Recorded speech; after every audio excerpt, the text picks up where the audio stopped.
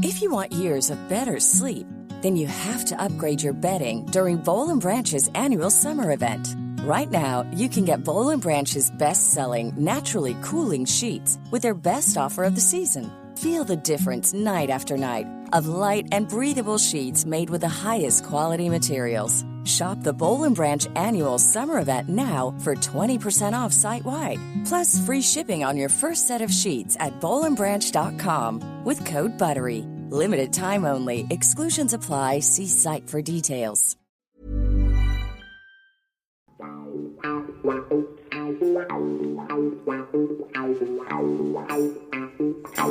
Good evening, sir. Good evening, Gabbie. How are you? I'm very well, thank you, Mr. Richard Whitehead. Did you receive that short pass all well and good? I did, I think, yeah, and I'm now legging it towards the opposition goal with it. Is that what you wanted? That's absolutely fantastic. And I might get my sight. I might actually, sure. Well, in the modern age, lots of teams don't have shots. Certainly in the first half. Sometimes they do in the second. But back in the day of the 70s, everybody had shots. They were going in from left, right and centre. It was a different ball game. The FA Cup was a different ball game there. And welcome all to Book Corner Extra Time with Richard Whitehead, who's written this wonderful book, The Cup, a pictorial celebration of the world's greatest football tournament, which is 150 years young this year. You don't want me to sing happy birthday, do you, Gabbie? No, and neither am I.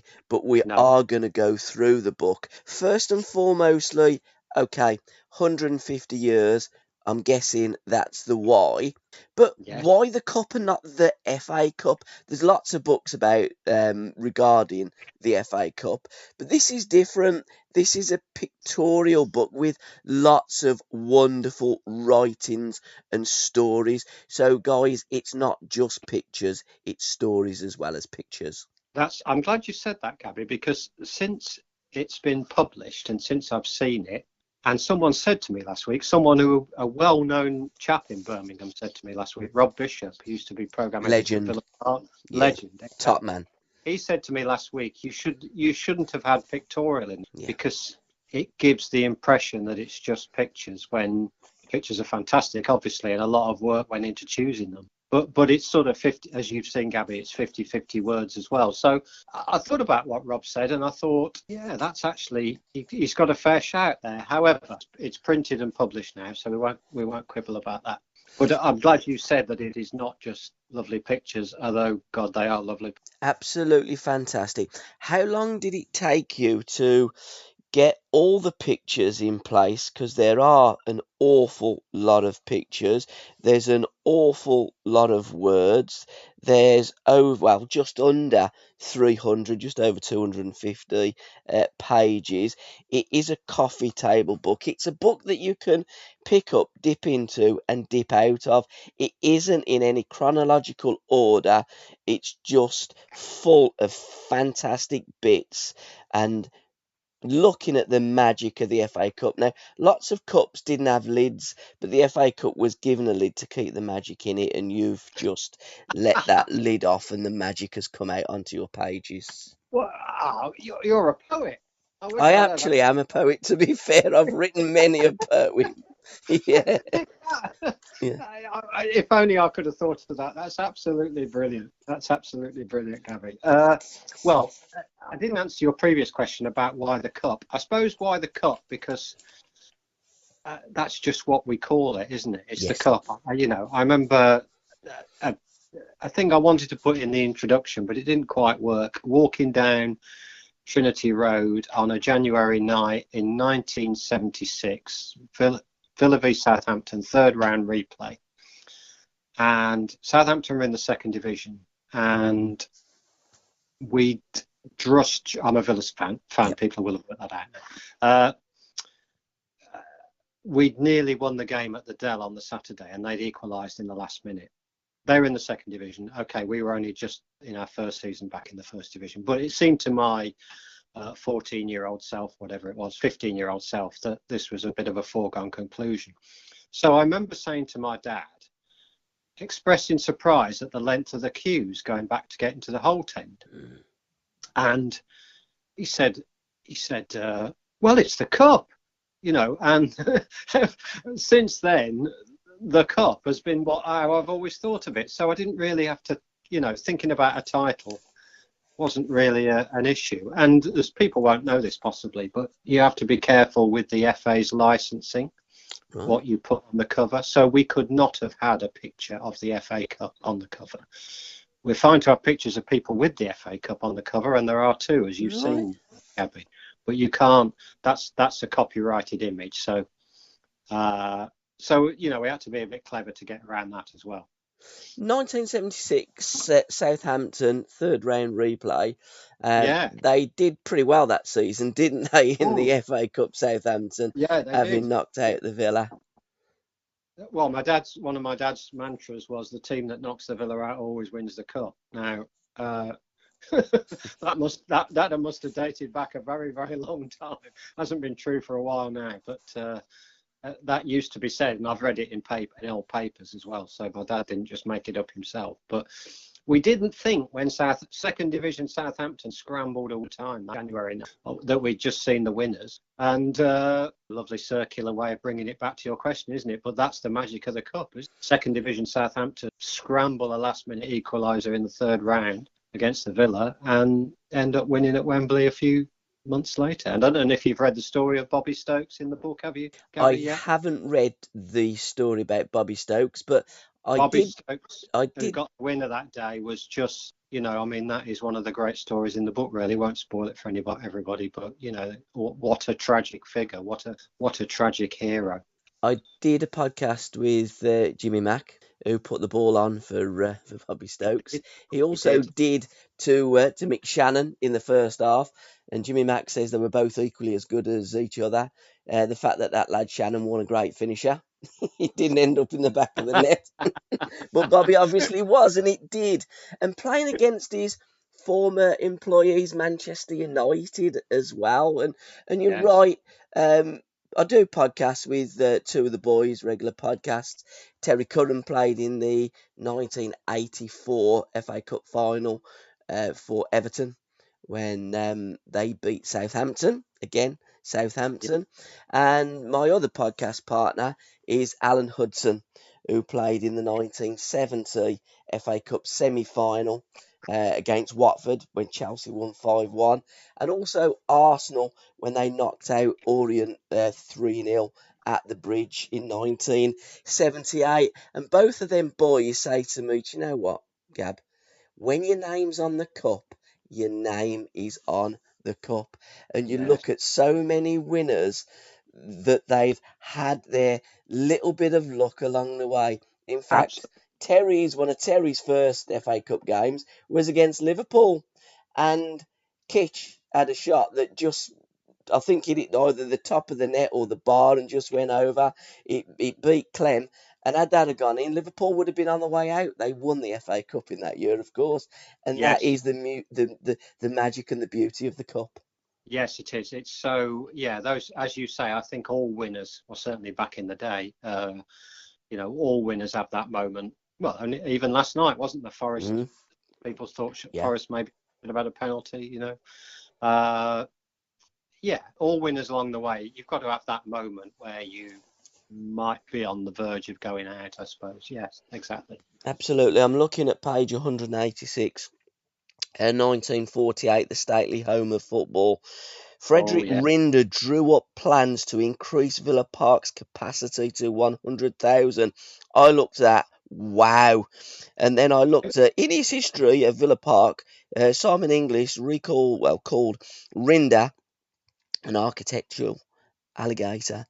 When peace returned, he was soon planning his next scheme. There was plans to have Villa Park as 100,000 capacity. I didn't realise that, and I've actually gone and bought the book 100 Years of Villa by Simon. Fantastic. I'm not a Villa fan. I'm a Birmingham City fan, but I'm a fan of Aston Villa. And I know people are going to be very, very confused. But when I look at Villa and I look at the history, and there's so much of Villa in this book, so I think it's only right to start on that page. And you look at the old ground, it is a fabulous ground. and hosted many FA Cup semi-finals to boot. Can you imagine the queues at the train station if the capacity was 110,000? I've been in those queues of 41,000, and trust me, Yes. no, I can't. It The would infrastructure literally be doesn't going make back to Spaghetti Junction, wouldn't it? it. Yeah, it would really. I don't know if there was that a possibility, but Rinder was a visionary figure, and very much along with George Ramsay, the men who built the Villa really made it great. And so yes, it was. I guess the people listening to this are mainly going to be people who like a bit of history and like a bit of nostalgia. So I'm guessing they'll be like me and you and think the semi-final should still be at Villa Park and other places like that, and not at Wembley. And it was noticeable in the coverage over the weekend that it's now become normal for people to say when clubs win the quarter final and they're through to Wembley. Yeah. Just saying, which is true, of course, It's but wrong. ridiculous.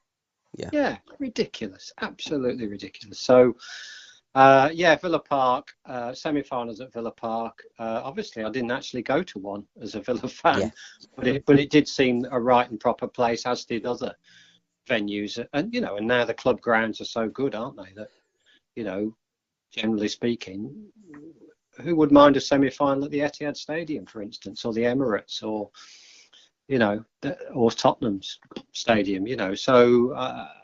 Semi-finals are at Wembley are another thing that's helped that the FA have done that hasn't helped the competition, in my view.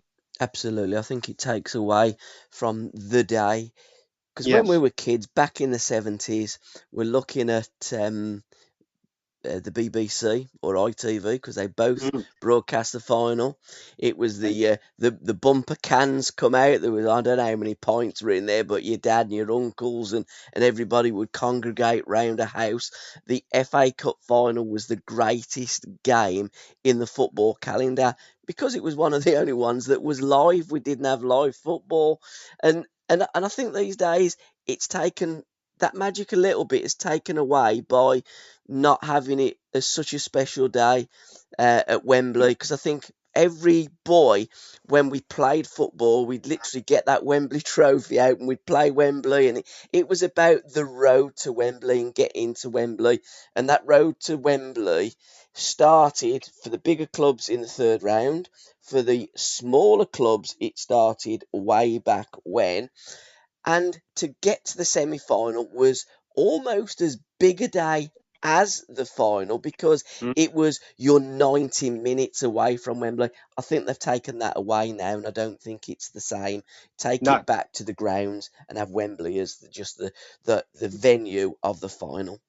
I mean, you're right, of course, about it was one of the few games on live games. It was a fantastic day. I mean, I said to someone last week, Gabbie, my mum was not a football fan at all, and a regular Saturday afternoon was to go shopping, in Tamworth, which is where I grew up. But she didn't go on cup final afternoon.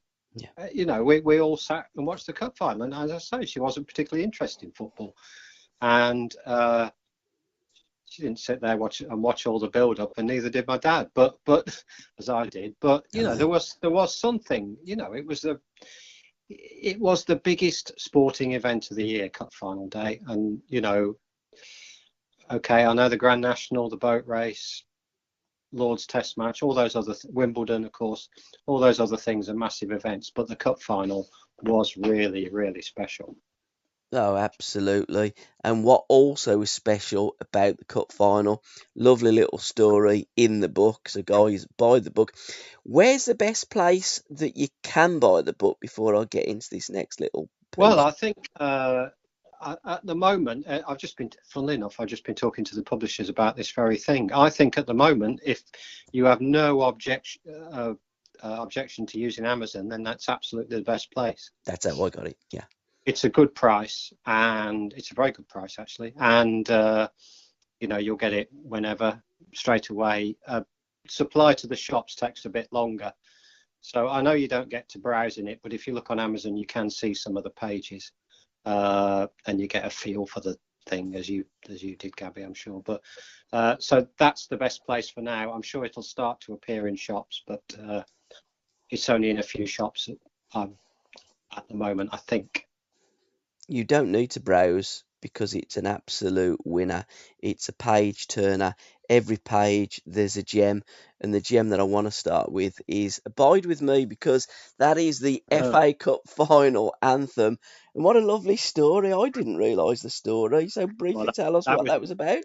that was new to me. Yeah. A clergyman, the words were written by a clergyman in Brixham in Devon, and he was dying, and he knew he was dying, and I think he wanted those words.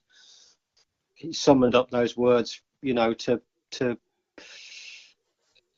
put into, to give vent to how he thought about dying, Yeah. really. And it wasn't for a few years. And sorry, Gabbie, I don't have it in front of me, but it wasn't for a few years until those words were matched to the tune that we're familiar with. That came a bit later.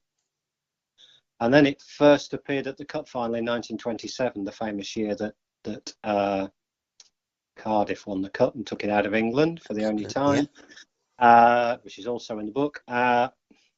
And so Abide With Me became part of the sacred rituals of Cup final day, but it dates back a very long way, and it's this clergyman in the lovely Devon fishing port of Brixham could not possibly have imagined that his words would be boomed out over Wembley. And they're not actually, as anyone who stood there and sung them would be aware, they're not actually that appropriate to the occasion. And I think in the late 50s, 1959, I think, Stanley Rouse, who was then Secretary of the FA, tried to get it dropped for that very reason. Right. Just thought it wasn't really appropriate, and was supported by clergymen who agreed with him. But there was an outcry. Because it had become so much part of the mythology and the fabric of Cup final day. So it came back, and it's still there, isn't it? We tend to get it warbled by a celebrity singer these days, but and it was nearly dropped in the early 70s as well, when crowds became a little more rebellious. And I think when I first started watching the Cup final, I don't know about you, I don't think it was sung with any great enthusiasm then, and there would be a bit of booing for some reason. I think when fans became a bit younger and a bit more rebellious, I can certainly remember in the very early 70s, it being booed a bit, not for any reason other than the fact that I think it was just the it was just felt like an establishment thing, and fans were a bit more opinionated and rebellious then. But it survived that little scare as well, and now it's a great part of the day, isn't it? Absolutely. We even had it at the COVID Cup final, didn't we? Absolutely. So it's a very. I've only been to two Cup finals, the two the Villa have played in my lifetime, but two FA Cup finals. But it's a very stirring thing when it's sung. You need a big hanky at that moment, I think. Absolutely. What hasn't stood the test of time, literally, because it got knocked down, but in 1923 it was built, the Twin Towers, and that final was some final. Billy played a great game, didn't he, that day? Really, yeah, he did, yeah. They should have what they should do? They should have a white horse at the final this year, shouldn't they, as part of the... Yeah, it'd be a good shout.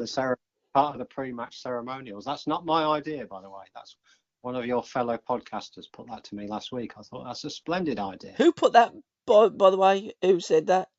A chap I spoke to last week called Johnny Brick, who runs a podcast called The Football Library. Lovely. Well done, Johnny. Great shout. Fine young man, and I thought that was a splendid idea. Absolutely. Fantastic. So the building of the Twin Towers, there's a lovely picture. A triumph for concrete there. And wood. and the stadium was built in just over a year. It was done in very, very quick time, and not far over budget, I think, either. So it was. What do you think about this, Gabbie? I'm not terribly sentimental about the old Wembley. I'm a football traditionalist, to be fair. I'm a little bit anti-establishment, if I'm absolutely honest. Right. Oh, But that's fair. yeah, but I do respect the establishment. I'm very much in the historical situation where we should have just left Wembley or kept the Twin Towers. I get the arch and that, but for me, the Twin Towers, and being a Birmingham City fan, I've never watched my team in a proper cup final. Well, I say that I watched them at Wembley in the League Cup final, which is a proper cup final, obviously. Definitely. But Yeah, I'm definitely. talking, talking way back when I was a kid. We soon realised that if we were waiting for Birmingham City to get to an FA Cup final to see Wembley, we're going to be old men. So I used to go to the old schoolboys or when England played an So did I. international game, yeah. And Oh, yeah. and I think that when you saw the Twin Towers for the first time, it for me it was just magical.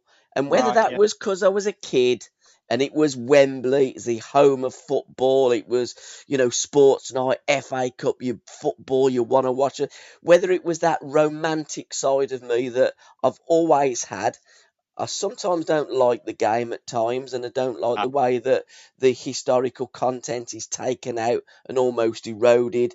And but just seeing it and really cherishing that moment, and I don't think I would have felt the same way about the arch. I agree with that. I mean, cause goodness knows nobody's more romantic about sport than me. Yeah. But I do think, if you had to use those toilets in the old Wembley, or Oh, they there were was awful. the last time I saw the Villa there in '96, we had a shockingly bad seat, which we paid a fortune for. Mm. Oh, and I just think some things are not. Some we've got. I think it's a fantastic stadium now. Some things are, generally there are bad things with it. Agreed, but Yeah. I wouldn't have died on a hill for the old Wembley. Yeah, I think Died in a ditch. That's not died. Absolutely, and I think you're absolutely spot on. In terms of a stadium, the new Wembley is a far greater stadium than the old Wembley was. But I just think that Twin Towers, I would have loved them to somehow recreate the Twin Towers because I I just think thought that they that's were very. special. I think that's a very common thing, and if they could have even been somewhere on the approach to it, that Yeah, might have been something. If not, I'm sure it would have been virtually impossible to make them part of the stadium. But if they could have been somewhere on the approach to it, that would definitely have been a better thing, undoubtedly. Yeah. absolutely. Jamie Vardy on the front. There's no one taking the FA Cup off him. That's a No, fantastic photo. It's it mine and is. you ain't having it. And why Sunderland as well? And how Well, difficult was it to pick those two images for the front page? well, I was blessed with this book, and I should no discussion about this book should go without mentioning Duncan Olner, the designer, who has done a fantastic job. And actually, we had obviously you have some debate about about covers because they're very important. Yeah. With publisher, with designer, and the Sunderland one is the only picture in the entire book that I didn't select. Right. Duncan selected that, and when people see the book, they'll realise why, and it's because you've got a colour modern image of a single person not really filling the top of the page. This is like my graphic design lesson, Gabbie. I hope you're Yeah, paying attention. I am. And then at the bottom, you need an historic image, black and white, and it's got to fill a bit more space. It's got to fan out. Yeah. So, if when people see the cover, it's like most of these things with design, it's subliminal, isn't it? Yeah. You don't actually take that in, but actually that's what he would have been thinking. It's the only picture I didn't select, but I do love it. Rach Carter there in the middle, holding up the and Jamie, we had a few people in there. We had the designer originally, Duncan, chose a nice one of Oliver Giroud. I think he was kissing the cup, almost the same as the Vardy one. That wasn't quite right. Then we had one of Steven Gerrard in 2006 because I thought, we need something more modern. Then we thought, hang on a minute, that looks like the book come out in 2006, not now. And that conversation just led us to the most recent winners, really, which of course were Leicester City and still are Leicester City. And then the Vardy story is just such a classic cup story. Absolutely. Played in every round bar the extra preliminary round. So that's how we ended up with Jamie, really. The things like the cover, as anyone who's published a book, and all your guests that you have on every week, they'll tell you a similar thing. Covers are discussed long and hard because they're crucial to selling the book. Really, it's got to look attractive to people, hasn't it? Absolutely, and you're right. It's a very much a boy's own story, isn't it? The Jamie Vardy story. So I think it's a very apt front cover. Fantastic. And in Raish Carter, the only player to win FA Cup winners' medals on both sides of the war. Very good bit of trivia. Yeah, very good. Sunderland in 37, Derby in 46. Yeah, absolutely. My word, what a partner he had up front for Derby in 46. The great Peter Doherty. Yeah, I've written about that. And that must have been tremendous, mustn't it, to see those two in action? Yeah. Oh, I mean, you would pay good money to watch those two because they were both genius. And Len Shackleton said of Peter Doherty, a genius among geniuses. Wow. That's incredible. Yeah. What do you think the pitches were like at the baseball ground in those days? Oh, yeah, they're probably similar to what the pitches were when Uddy and the boys were playing in the 70s. That baseball ground's always... That was one of the worst, wasn't it? Oh, it was probably the word, but, fit for the game of baseball rather than football. And, of course, they used to play baseball, hence the name. I love the picture and the inside cover as well. The great Dixie Dean. Steve Bloomer, Dixie Dean and Jimmy Greaves, the only three to sit on the top table of over 1,000 goals. Blimey, they never scored that many. But over 300 goals apiece. It does make me laugh when people, the modern day journalists, presenters, talk about joining the 100 club in the Premier League. No. These boys were in the 300 club in the Football League. They've got a bit of a way to go, yeah. Absolutely. Yeah, that's lovely. That's obviously we can't show you pictures. You'll have to go out and look at the book. But that's Everton bringing the cup home in 33, sorry. 33, yeah. And Dixie holding it aloft on a horse-drawn carriage through the streets of Liverpool. It's fantastic. Fantastic image, fantastic team, fantastic player. And while we're going back to the early days, only two teams that have played from the first FA Cup games to the modern FA Cup games, but both missed one season. I was aware of this fact. I thought it would have been the same season for the reason of a war or something like that, but it was two different seasons for both clubs. So you put a little bit of meat on the bone of that, if you would, please, Richard. Yeah, well, the two clubs are Maidenhead. Yeah, I played Maidenhead United, isn't it? Yeah. Yes. And Marlow. Not far away, who play step 4 of non-league in one of the first divisions of the Isthmian League. Both were in the first competition in 1871-72. Fantastic.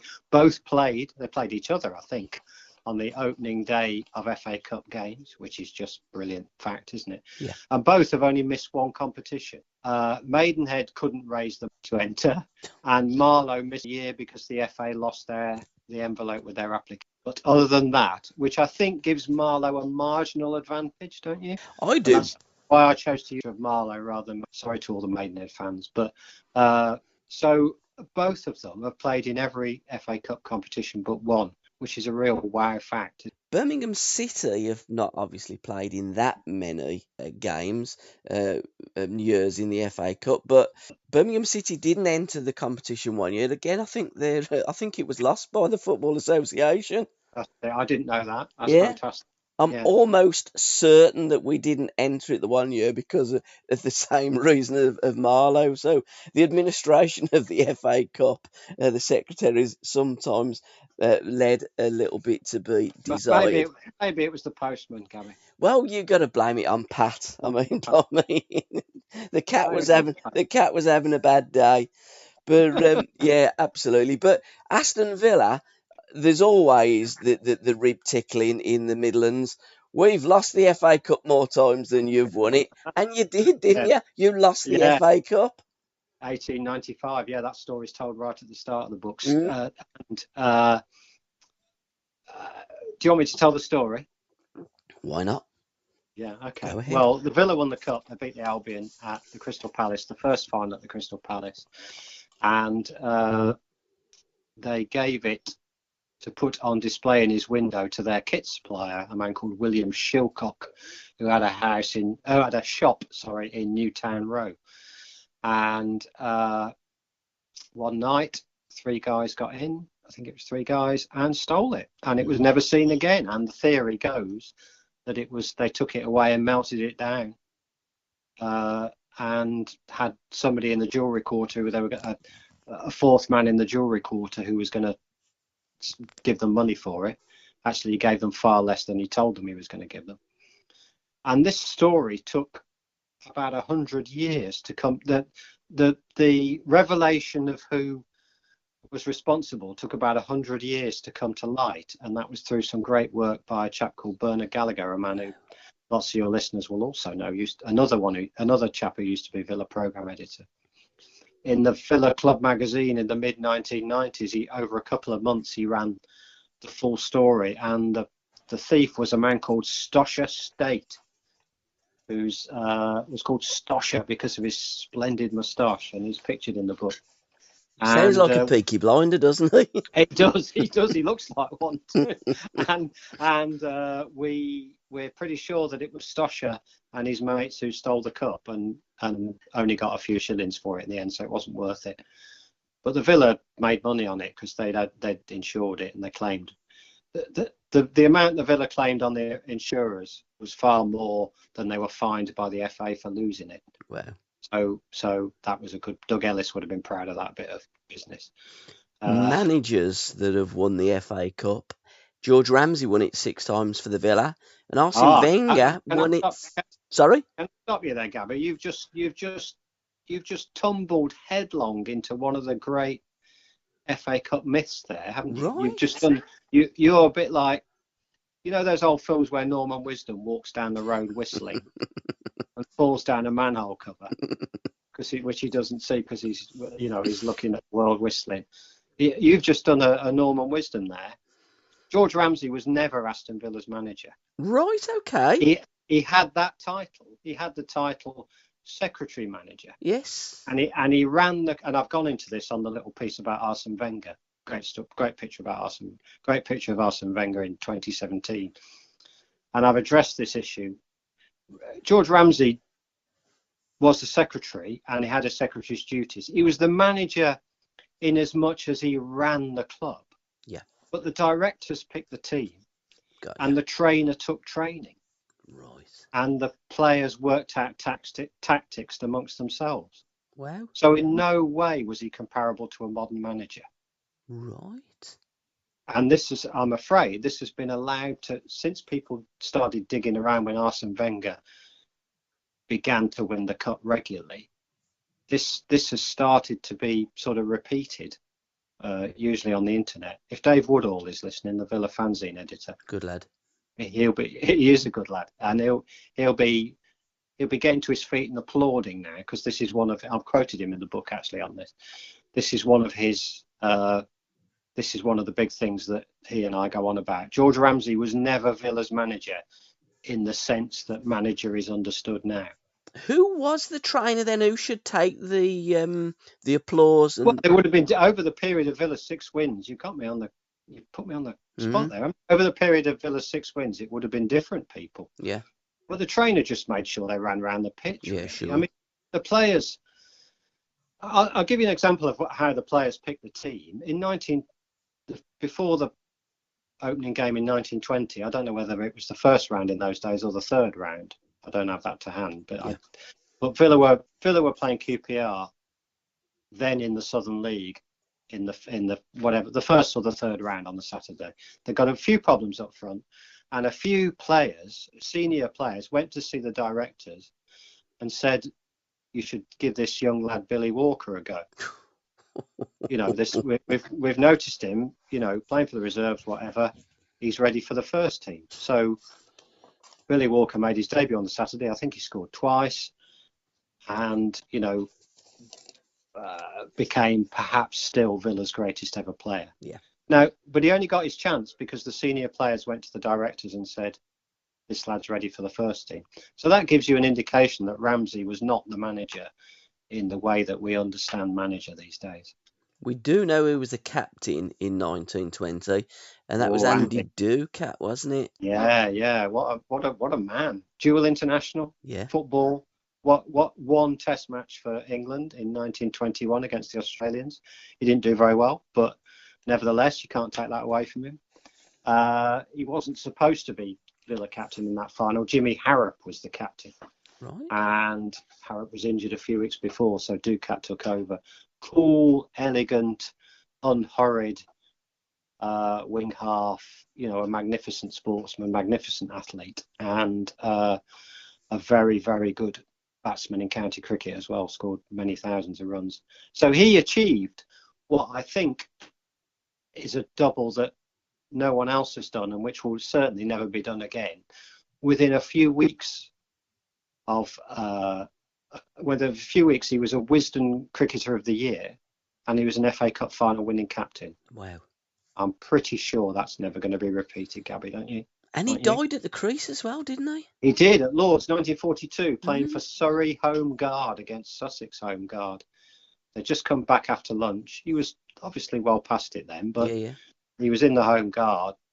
He'd had a medical examination. I know this because, and I think you've talked about this, Jonathan Northall's got a biography of Andy coming out in a few weeks' time. He was batting just after lunch and he collapsed, and they think he died pretty much straight away, I think. And Andy, he'd had a medical a couple of days before, and the doctor had told him, "Oh, you'll go on for years." He was still trim, very fit, coaching school boys, doing a bit of journalism. So it was a terrible shock. Yeah, it's incredible, isn't it? But again, players, people look fit and seem fit and get the medical that they are fit, and then blimey, drop down dead. It's just unbelievable. Only a few years ago, so tragically, Ugo Ekiog, a player. Absolutely. A player I watched a lot in the 1990s. Must have absolutely looked as fit as a fiddle, mustn't he? But so sad that. Yeah. No, so that's Andy Ducat. Yeah. Wisden Cricketer of the Year, FA Cup final winning captain. That's never going to be done again. I think you're right, and I think that's what I love about the history of football. There are situations and scenarios like that would never be replicated. The ball burst as well in 46, and was it 47 as well? Yes, it did. Inferior post-war materials. Absolutely, yeah. It did, yeah. That probably. There's sometimes balls go a bit soft these days, don't they? And sometimes you see the players stop the game and hold them up to the ref, and although it doesn't happen. At the level of football I now watch at lower levels of non-league, it doesn't happen that the ball gets kicked over a hedge or whatever, or a fence, and you have to, and you use about 15 balls in the course of a game. Yeah, they'll knock on the door. Mind you, they could do that at Kenilworth Road, couldn't they? Sandy Browne, 15 goals for the only non-league team to ever win the FA Cup. And I couldn't believe this when I learned of this many years ago. Tottenham non-league, you're having a laugh, ain't you? Southern League, they won the FA Cup.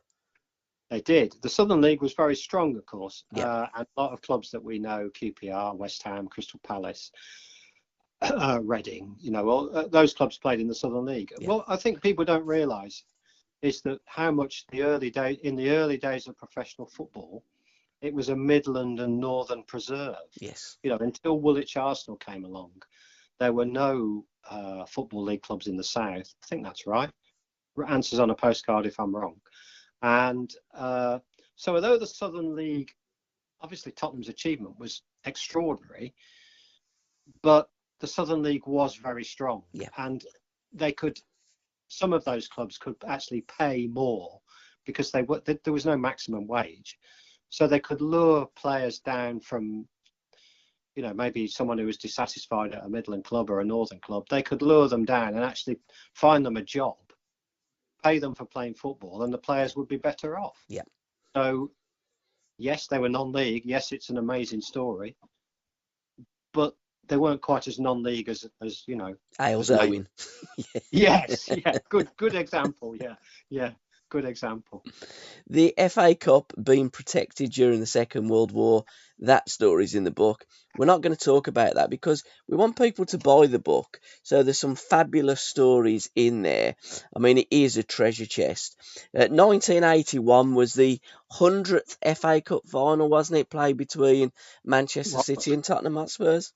It was, yeah. I mean, that's an anniversary. It was stated, I think, but I remember 1962 Leeds Arsenal as being the semi-final with the parade beforehand. But I suppose that tells you that in 2032 we'll have the 150th final. So absolutely, yeah. That was celebrated less, but luckily, there were two great games, weren't they? Ricky Villa and a very good. A drawn game on the Saturday and then an absolute classic final. Absolutely. And Steve Perryman, because the winning goal was one of the classic and greatest goals that we've seen to win a Wembley Cup final by Ricardo Villa, who come over to England with his little fella and pal Osvaldo Ardiles after the 78 World Cup finals. So he wore the number 5 shirt, but he didn't wear the number 5 shirt in the first game. Cabbie, you've done me for trivia. That's fantastic. I didn't know that. Steve Perryman did.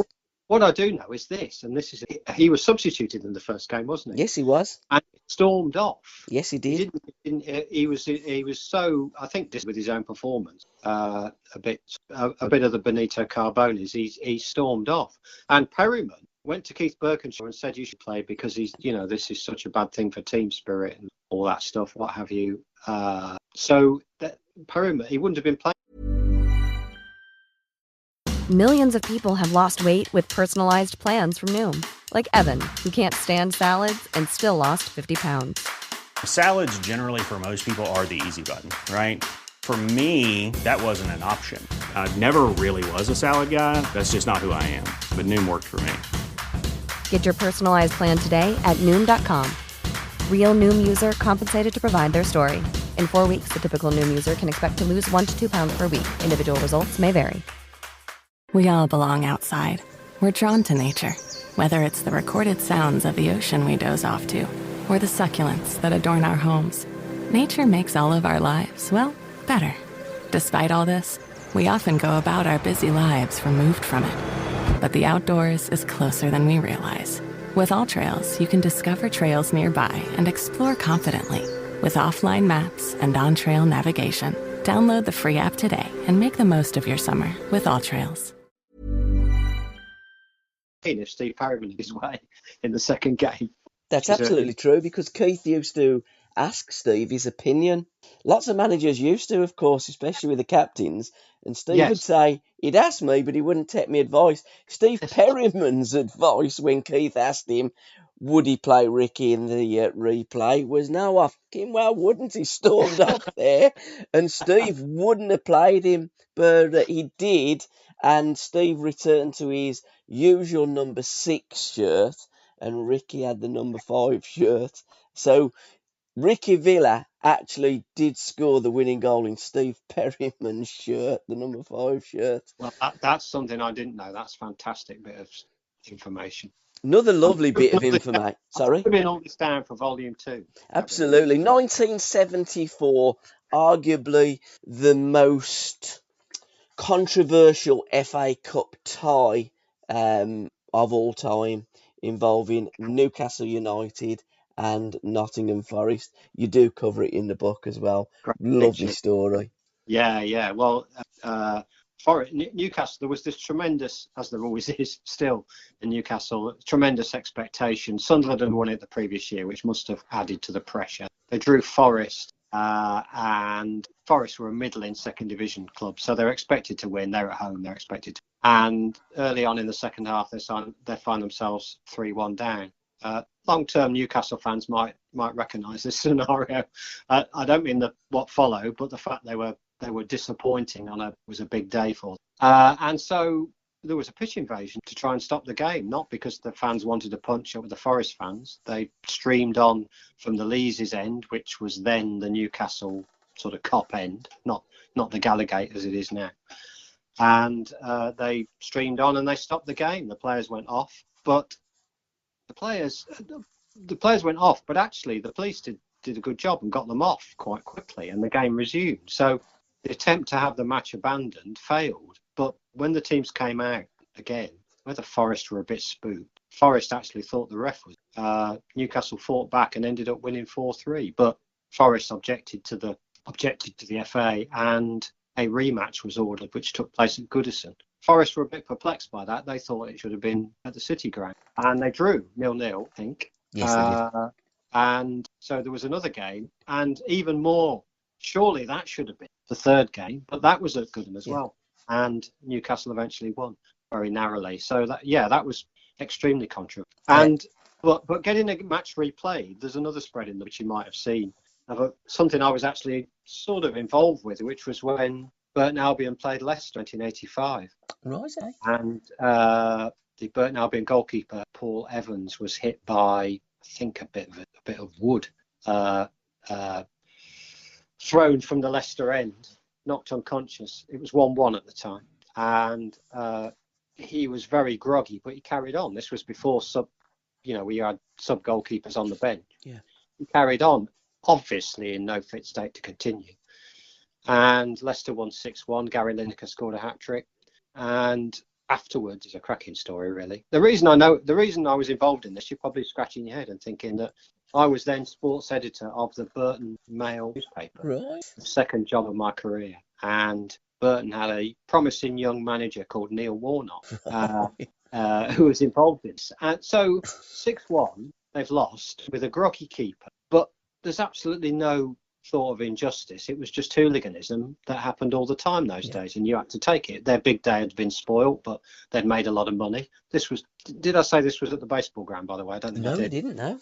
Burton were drawn at home to a massive. You've got to remember this long before, or even dreamt of. So they switched the game to the baseball ground, obviously partly because their ground wasn't up to it, and partly because they saw they could make a lot more money. Yeah. They did make a lot of money. And immediately afterwards, there was no thought of getting the match replayed or objecting. They just thought, well, that's bad luck and all that. But a group of journalists from the Monday morning paper, searching for another angle, as Monday morning writers tend to do, sort of got their heads together and said, why don't we go and see the Burton chairman and try and get him outraged and ask for a rematch. So they did, and the Burton chairman, a chap called Bill Royal, sat and listened to them and thought, yeah, actually, we should ask for a rematch. And so they protested to the FA, and the FA agreed with them, and it was played behind closed doors, actually at Highfield Road. Right. It should have been back at the baseball ground, but it was a particularly cold snap of weather then, so they ended up playing at Highfield Road behind closed doors. What was the score? 1-0 to Leicester. But the upshot of it was, Gabbie, was that Gary Lineker never scored an FA Cup hat-trick. And Dennis Law never scored a double hat-trick. No, he didn't. No, well, that's a very similar case.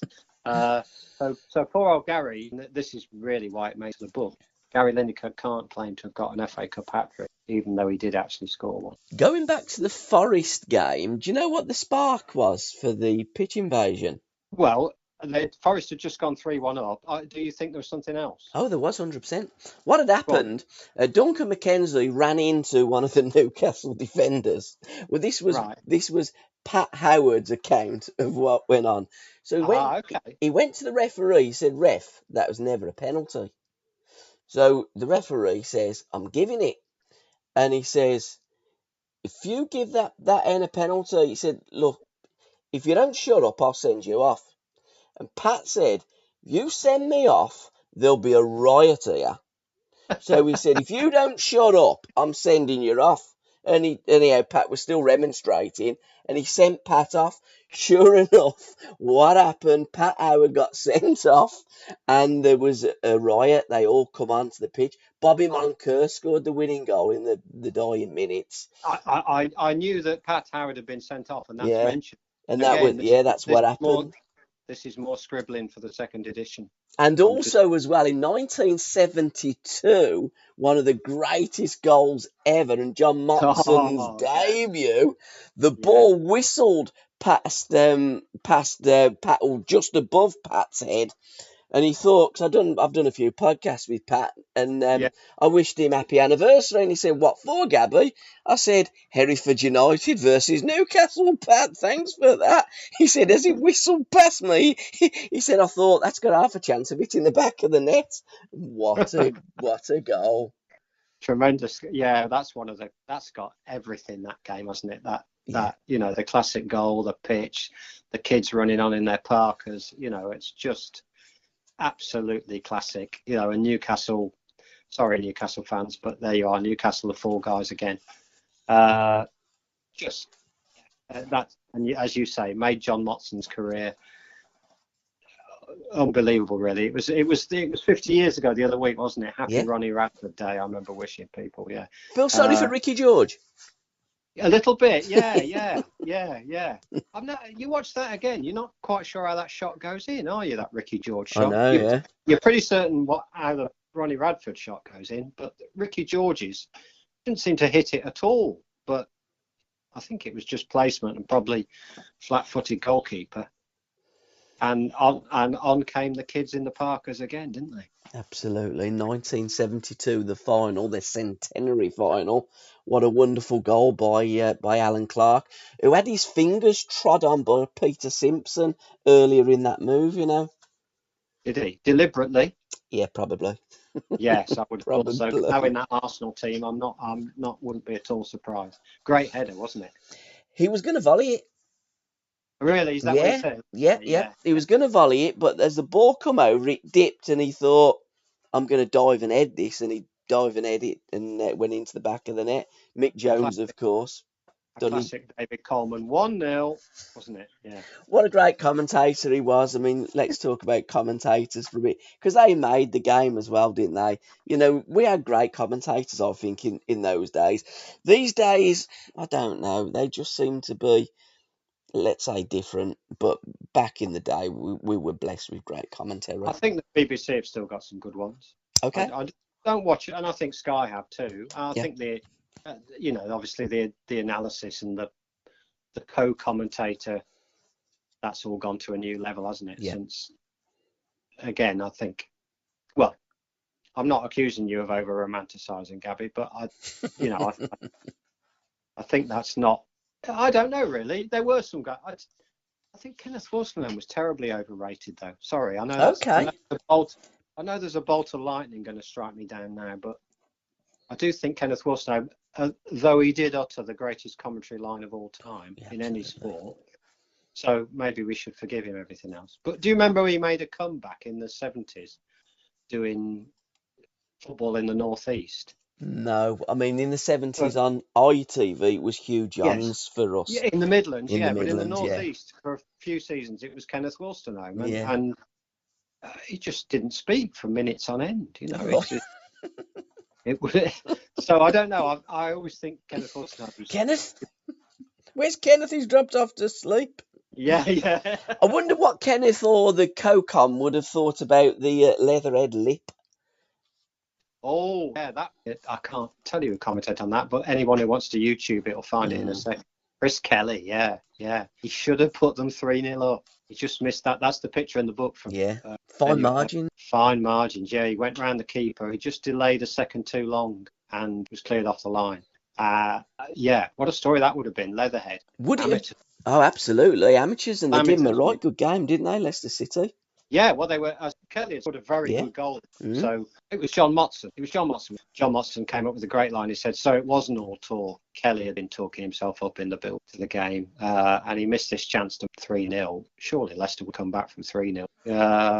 And interestingly, they were in the Isthmian League in those days. They were still amateur. Maybe some of them got a bit of money in the boot, but they weren't semi-pros. Quite an interesting. I thought when I came across that while doing my research, it was quite an interesting. That was right at the end of the amateur. I love the story of 1973. I mean, what a great double save by Jim Montgomery, by the way. But it was after the FA Cup final when Queen's Park Rangers went to Roker Park and one Stanley Bowles smashed the FA Cup off the plinth. Did he? He did, been on a job for that. So no, he did. He had him and Don Shanks. They were having a bet. They always did. But yeah, Stan was he had a bet that he could knock the FA Cup on off the plinth because he would have a bet on everything. Stan Bowles, and Yeah, again, yeah, Stan was good for a bet. I mean, that left foot of his was like a wand, and yes, he knocked the FA Cup off its plinth. good for Stan. Yeah, good for Stan. Can't argue with that. If he could pass a betting shop like he could pass a ball, Absolutely.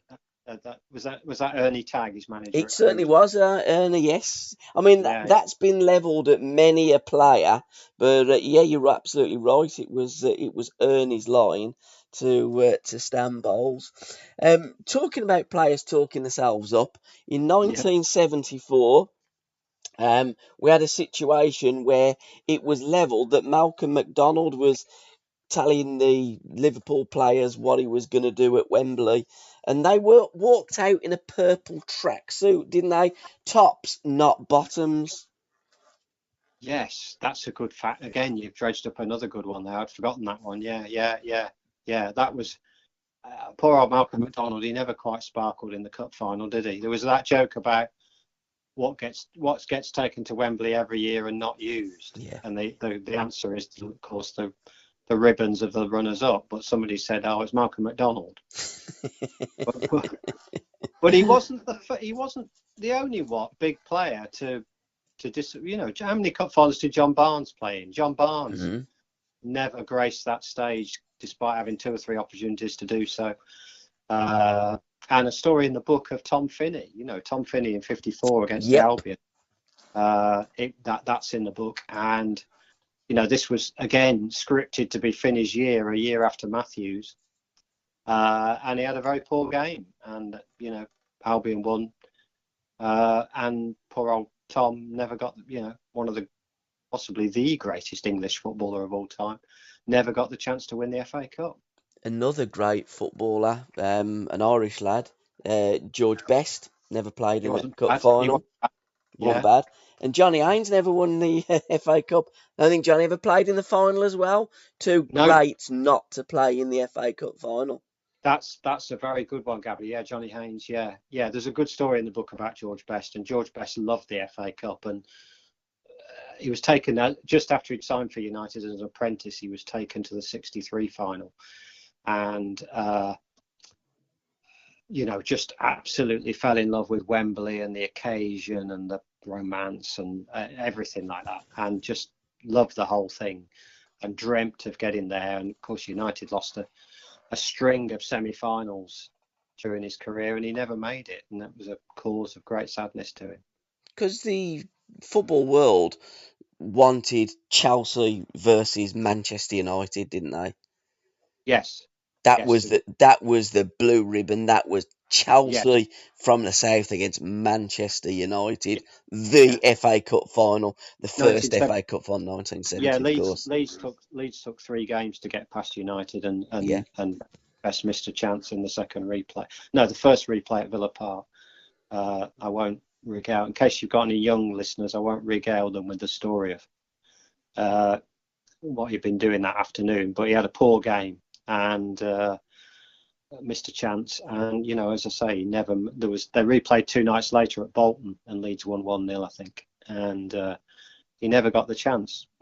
Shame, isn't it? Great shame. I think you're absolutely right. George did score off the pitch as well as on the pitch. What a Yeah, player, one of the greatest ever. And I think one of the only people that wanted Leeds United to play in that final was Alan Hudson. And sadly, Huddy missed that final when he went down a little hole at the Hawthorns on Easter Monday in was it at the Hawthorns? Was 1970. it? Yeah, it was, yeah. I know he missed it through injury, which was I remember reading while writing the book, I was reading the previews of the final, and it was thought that his absence would be, critical to Chelsea. Really, it wasn't in the end, although they came very close to losing that first game at Wembley, didn't they? Absolutely. And Osgood scoring in every round, as did Jeff Astle. And players don't score in every round these days. They don't play in every round, I guess, No, is the answer. that's right. I mean, I don't know what the recent statistics are on that, but you're probably right that at some point they get rested or they get substituted after an hour, which didn't used to happen, did it? You didn't take off Yeah, but players scoring every round. Yeah, Jeff Astle, Stan Mortensen in '53. Yeah, they were special players, as you said, Gabbie. Special players. And I suppose really we've got to feel a little bit sorry for Stan Mortensen in the Matthews final. It's well, It's incredible, isn't it? Really, he scored a hat trick, and they didn't even. I mean, Stanley Matthews said that himself. I wasn't the man of the match. At all. So to be fair, Stanley Matthews did acknowledge that.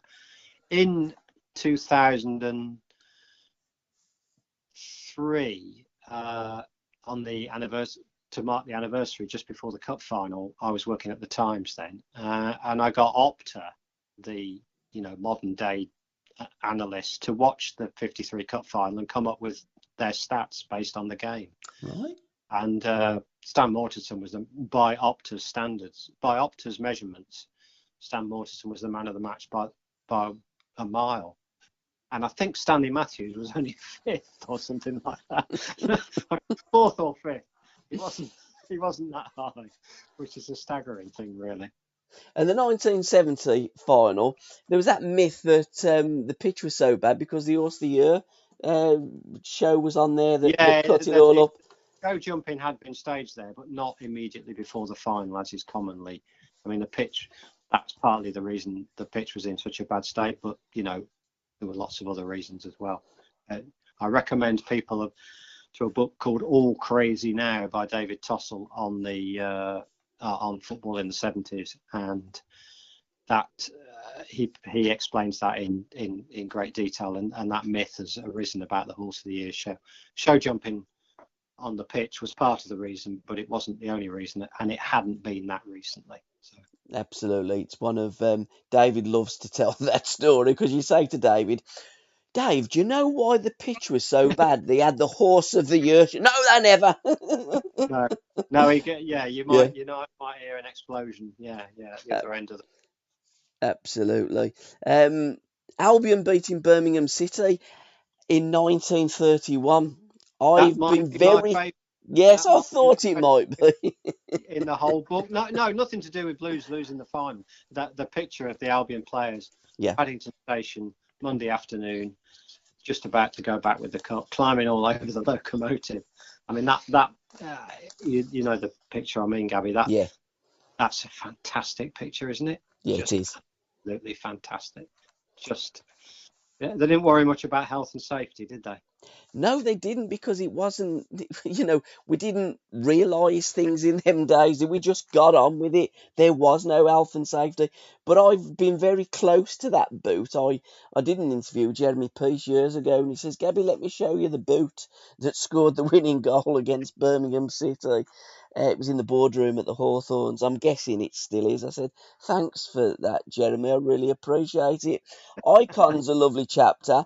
The club that shook football, Blackburn Olympic, in a team group believed to have been taken around May 1882.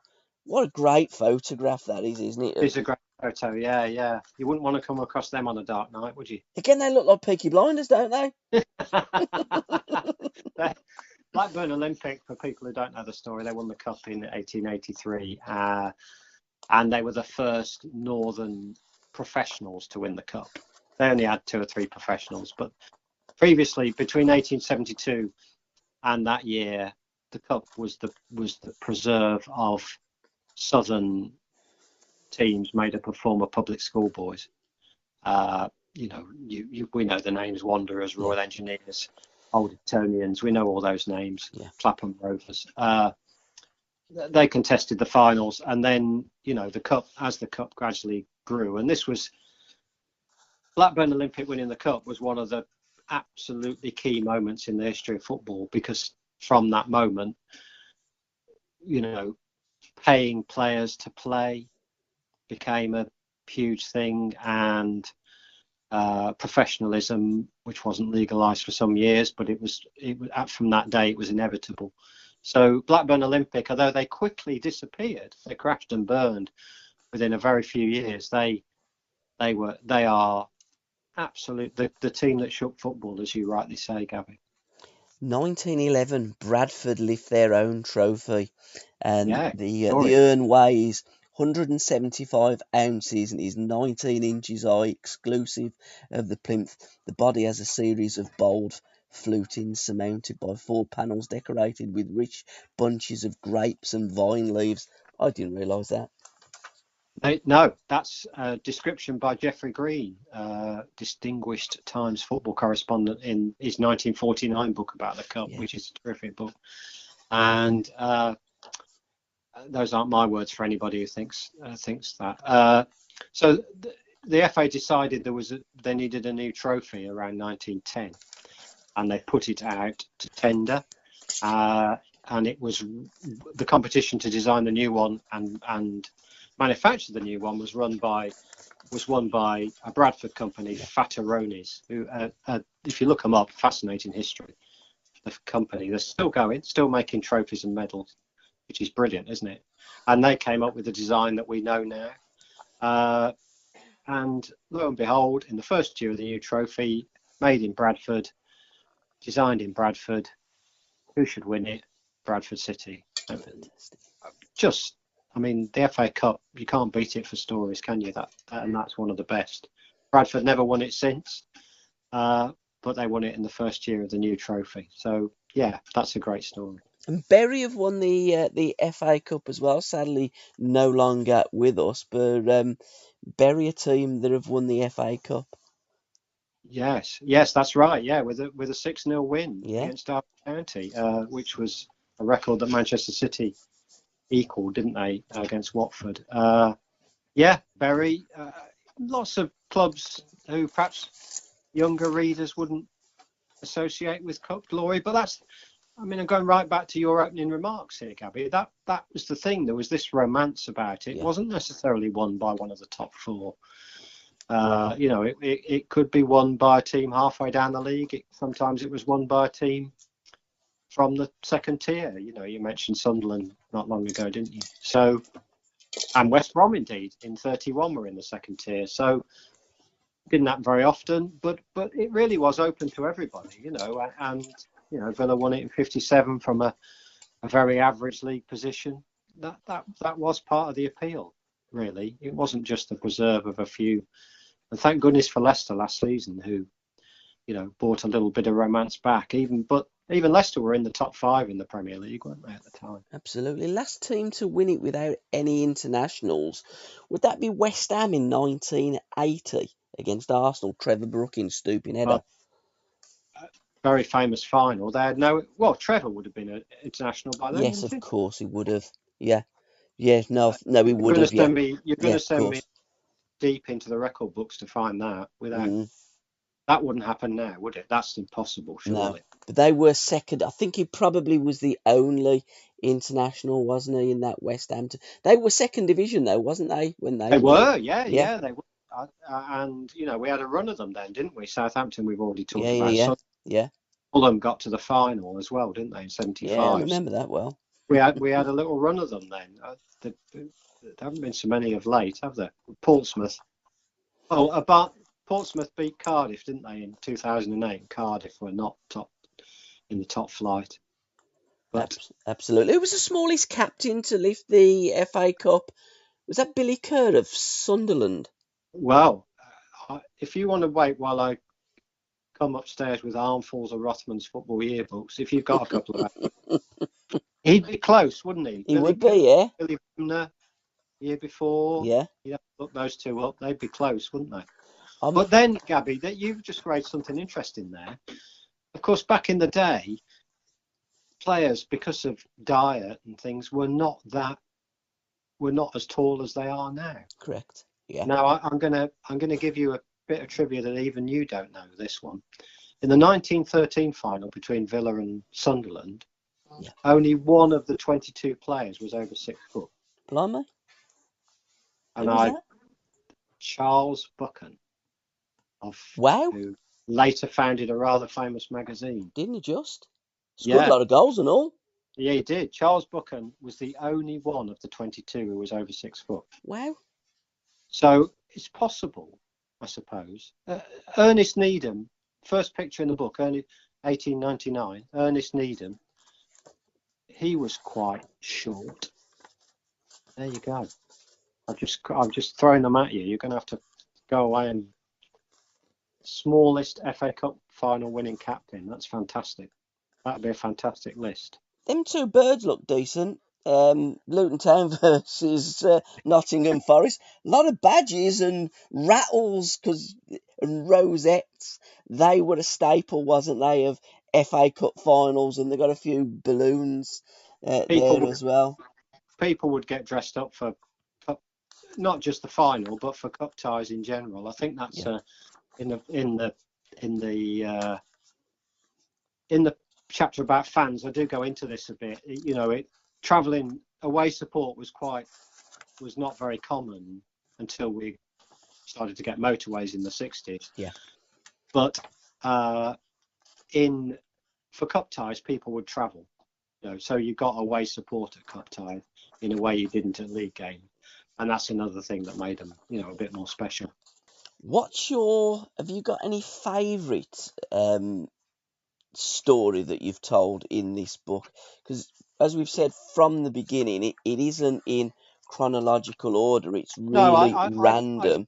I didn't take you up on that, Gabbie, and it was kind of you to bring that up because, this is not for anyone thinking I might buy that. This is not a chronological year-by-year history of the FA Cup. You will find some years are not in there. What it is a collection of fantastic images and fantastic stories from the FA Cup.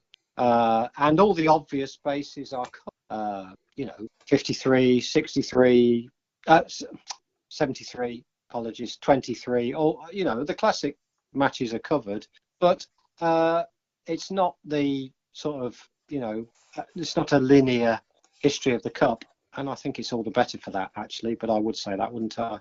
And as you said, they are grouped under themes, so, you might get two pictures from 1964 or whatever. You asked me for a favourite story. Yeah. I'm looking through now, I rather like, I quite like the Khaki Cup final, 1915, a match. Do you know what?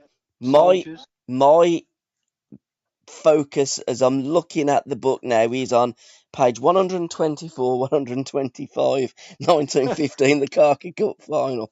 Perhaps it just falls open at that. Yeah.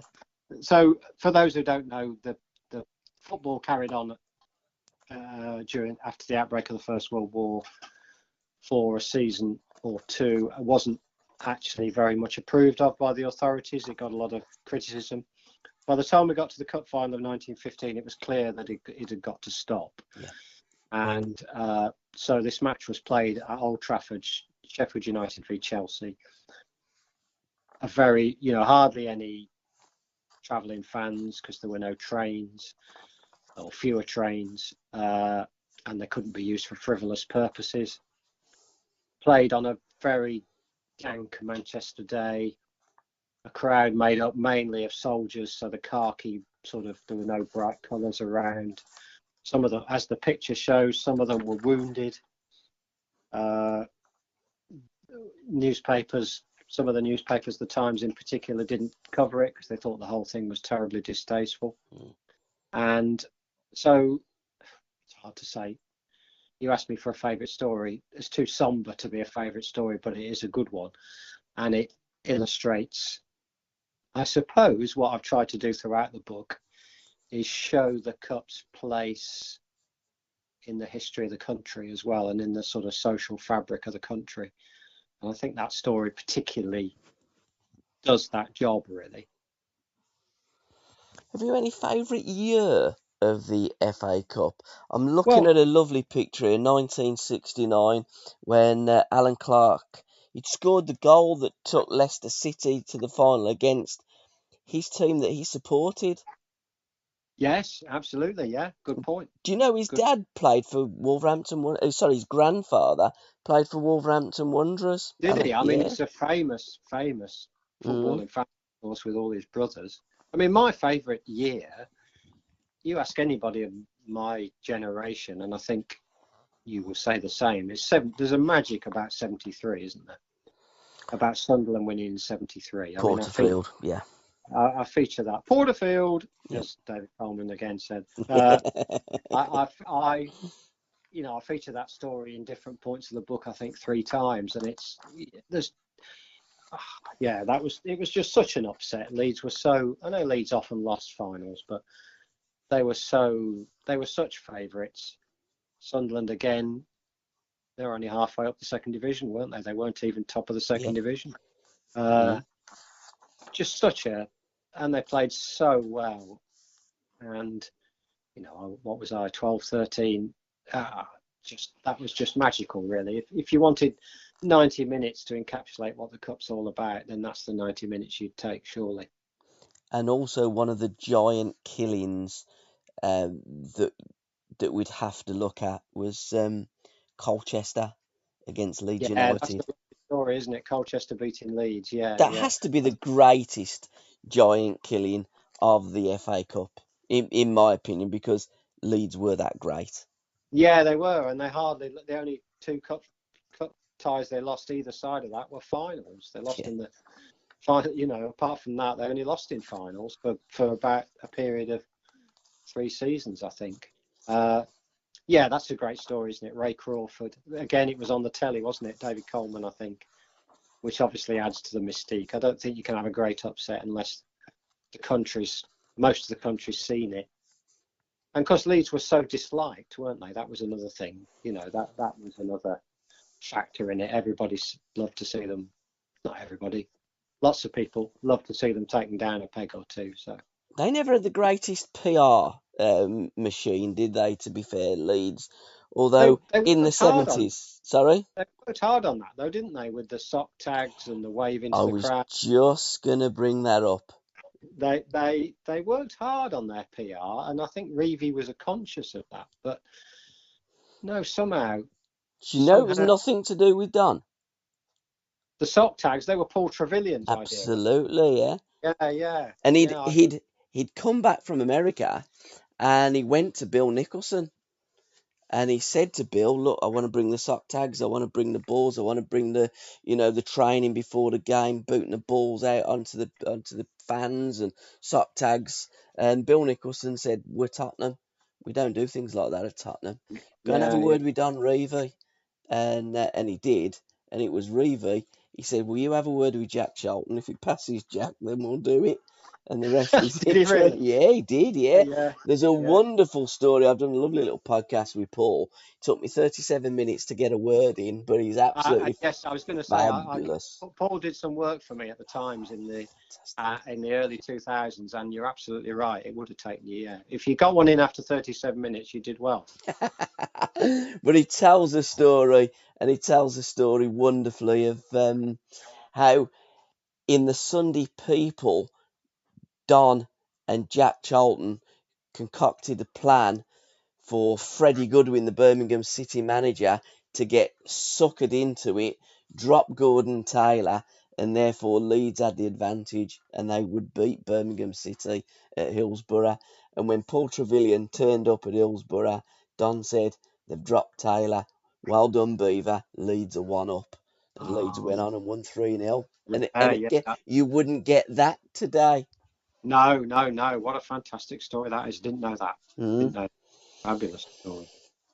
So the book, buy it.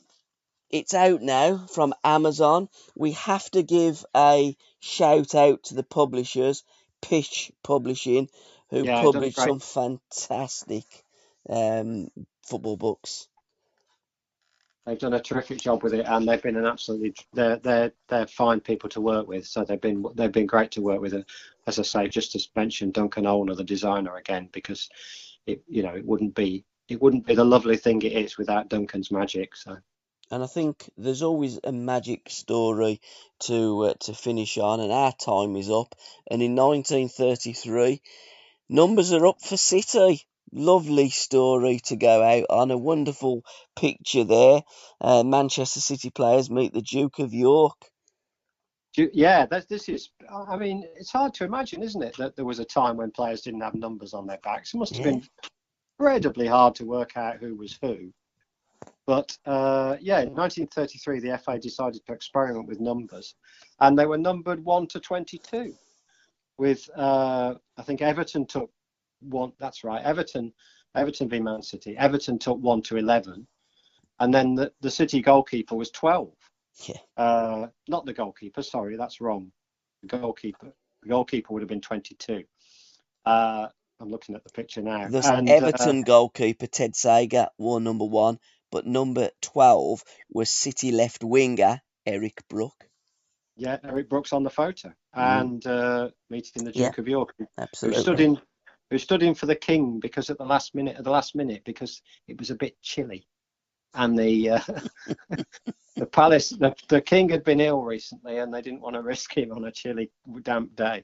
So yeah, first time wore numbers, and there was, like most innovations, Gabbie, there was a bit of opposition to it. People thought it was somehow cheapened the game.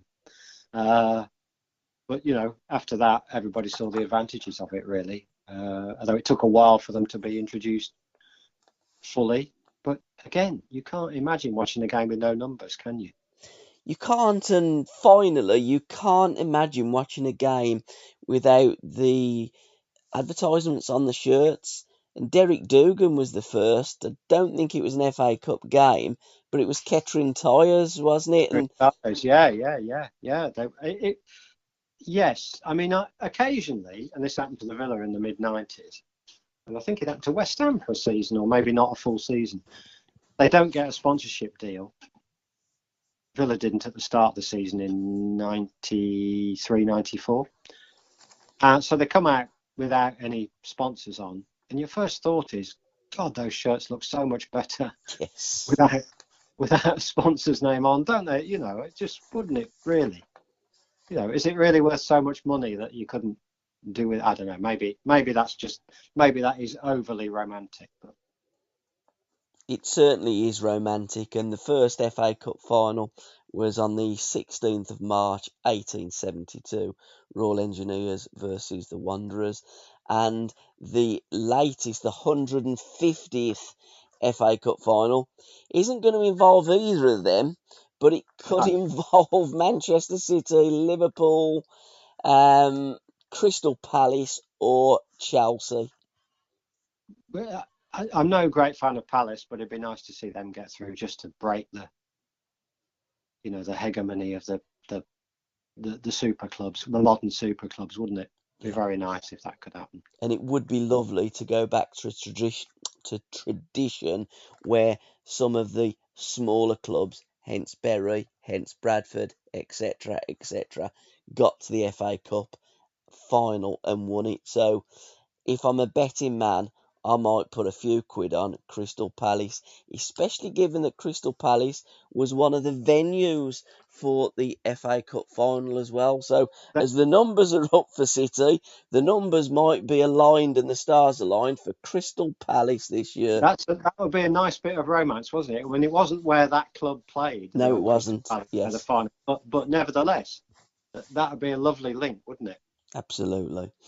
Can I thank you, sir, for your time? It's been an absolute pleasure. It's a fantastic book, The Cup, a pictorial celebration. But guys, it isn't just pictorial. It's words, it's stories as well of the world's greatest football tournament, which is 150 years old this year, by Richard Whitehead. Pitch Publishing have published it.